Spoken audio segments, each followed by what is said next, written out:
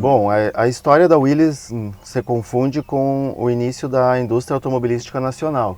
No final dos anos 50, a Willys traz toda a fábrica para o Brasil e em 1960 lança o primeiro carro genuinamente brasileiro.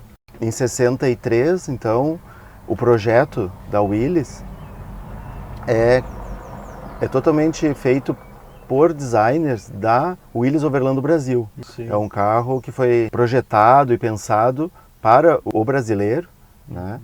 E dentro das linhas de pesquisa da época, era o que existia, né, de mais avançado aqui para o Brasil. Sim. Né? Foi lançado, inclusive, no Salão do Automóvel de Paris, em 1964, o primeiro carro genuinamente nacional. Em meados de 65, por ali, a Willys sentiu necessidade de desenvolver um carro que atendesse já um público mais refinado na época. Então contratou um escritório muito famoso em São Paulo, que desenvolveu, inclusive, o nome. Então foi lançado no edifício Manchete, no Rio de Janeiro, com um jantar de gala, o Itamaraty. Uma alusão, então, ao Palácio das Relações Exteriores, né? Na época, a Quatro Rodas lançou a matéria como o Palácio sobre Rodas. Palácio sobre Rodas. Isso. Ele veio, então, com bastante inovações e detalhes sofisticados, como painel em jacarandá, né? Os bancos em couro, 2 alto-falantes, luzes de foco dirigível como nos aviões. Sim. Né? Mas o motor, com algumas poucas melhorias, se manteve o mesmo. Né? O motor 2600, carburação dupla, né? Desenvolvia 110 HP de potência. Para a época, era o carro top da Willys, né? O carro top de linha. De linha da Willys, concorria ali com os modelos mais luxuosos da Simca. Da Simca. Né? Simca Xambó.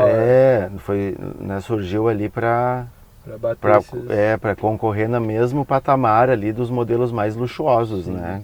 E ele começou a produção do Itamaraty em 66, né? Isso. E foi até 71, até o encerramento, na época daí já né, sobre comando da Ford. Né? Em meados de 68 a Ford adquiriu a Willys, né? Mas manteve a fabricação ainda do Aero, do Itamaraty, até 1971. Sim.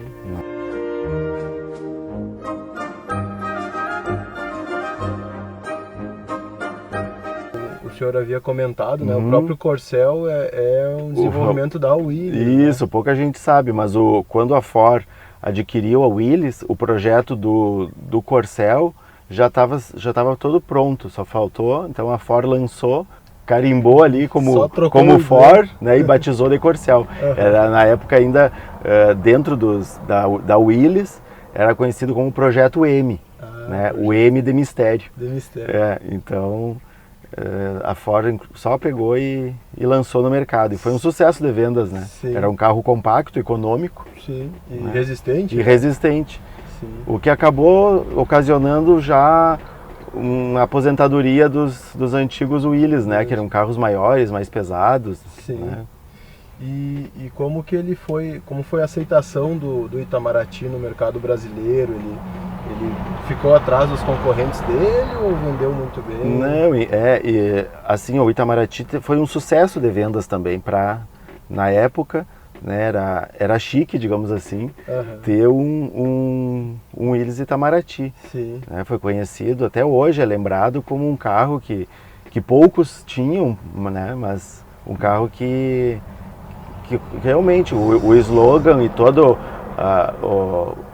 a matéria, o marketing publicitário da época, ele fez jus a esse marketing, ao nome.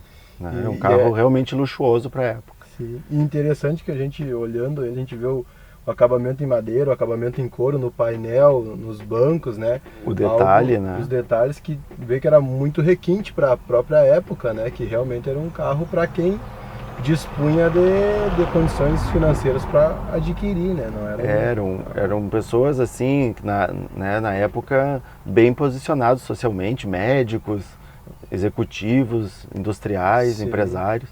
Tanto que em 1967, já com o sucesso do Itamaraty, a Willys lançou o Itamaraty Executivo, que foi a primeira limusine fabricada no Brasil, né?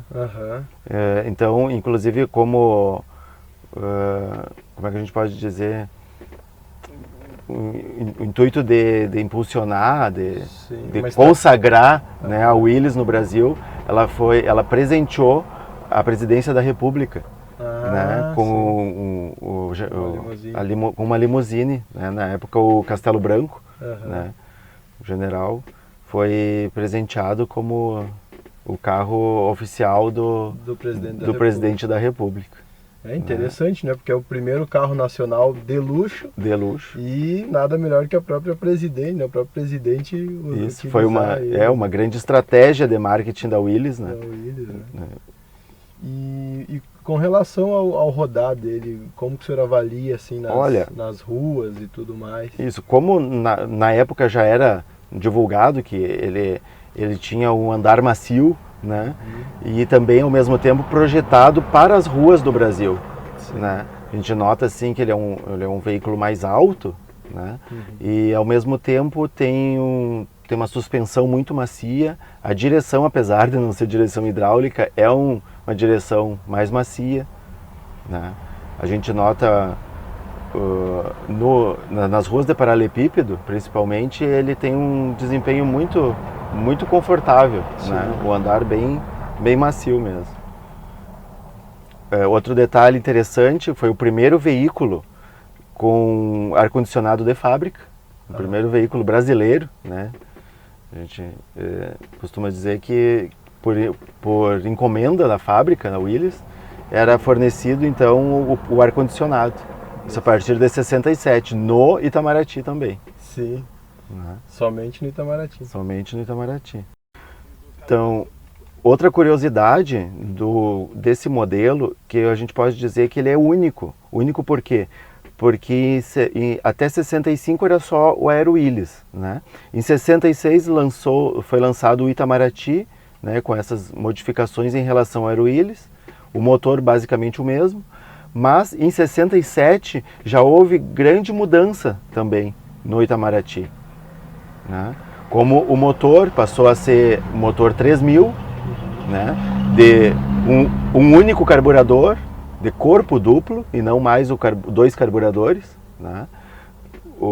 As sinaleiras dianteiras, grade, frisos, o próprio painel de instrumentos passou de ser, ao invés de ser 13 instrumentos, foi para 5, né? Sim. A configuração dos bancos, né?